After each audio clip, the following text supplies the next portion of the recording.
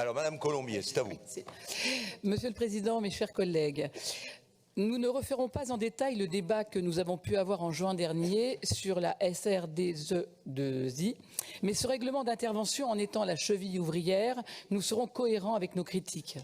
Si nous partageons un certain nombre d'orientations proposées, nous sommes contraints de contester votre sens des priorités qui ne va pas, à notre sens, vers les filières les plus pourvoyeuses d'emplois et les plus structurantes pour nos territoires. Je sais que vous êtes très attachés à l'industrie et aux filières innovantes. Nous ne vous le reprochons pas, mais nous constatons un déséquilibre avec l'accompagnement de nos filières traditionnelles. Je pense notamment au tourisme, à l'agriculture, à la pêche, au commerce ou encore à l'artisanat. Autant de filières très pourvoyeuses d'emplois dans notre région qui doivent faire face à des difficultés conjoncturelles et structurelles importantes qui sont mises de côté malgré leur importance stratégique. Une autre grande déception vis-à-vis de ce règlement d'intervention, c'est la politique de transmission et de reprise entreprise.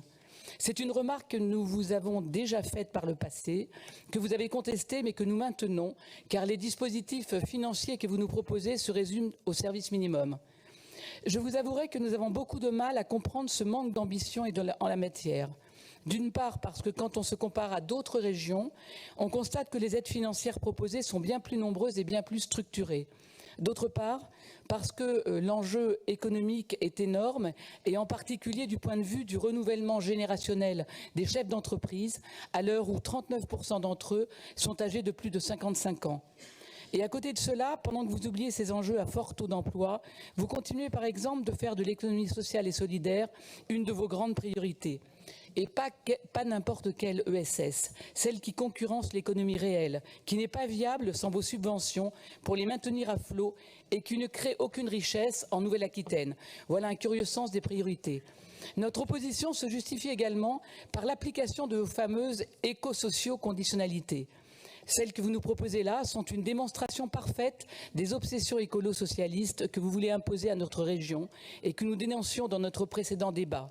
Alors bien sûr, et comme toujours, tout n'est pas à jeter dans vos objectifs. Par exemple, il est évident que nous devons encourager les entreprises à adopter des mesures favorables au bien-être en entreprise, à la santé au travail ou à l'égalité salariale. Mais le problème est que vous êtes dans une logique jusqu'au boutiste délirante, particulièrement dans les objectifs liés à la transition pour tous. Va-t-on par exemple bloquer une subvention parce qu'une entreprise n'a pas assez de stagiaires à votre goût, pas assez de dirigeants femmes, pas assez de seniors, pas assez de jeunes issus des quartiers prioritaires? Je tiens à rappeler qu'aider une entreprise doit avant tout répondre à l'objectif de soutenir la dynamique économique, l'emploi et le développement sur le territoire. Avec ces éco-socio-conditionnalités, cet objectif passe totalement au second plan. Votre volonté première n'est plus tant de soutenir un projet utile à notre région que de soutenir une entreprise parce qu'elle se soumet à vos dogmes sociétaux. Et ce procédé n'est pas seulement très intrusif à l'égard du fonctionnement des entreprises, il est aussi extrêmement inquiétant, car il importe chez nous la société des quotas à l'américaine et toutes les nombreuses dérives qu'elle comporte.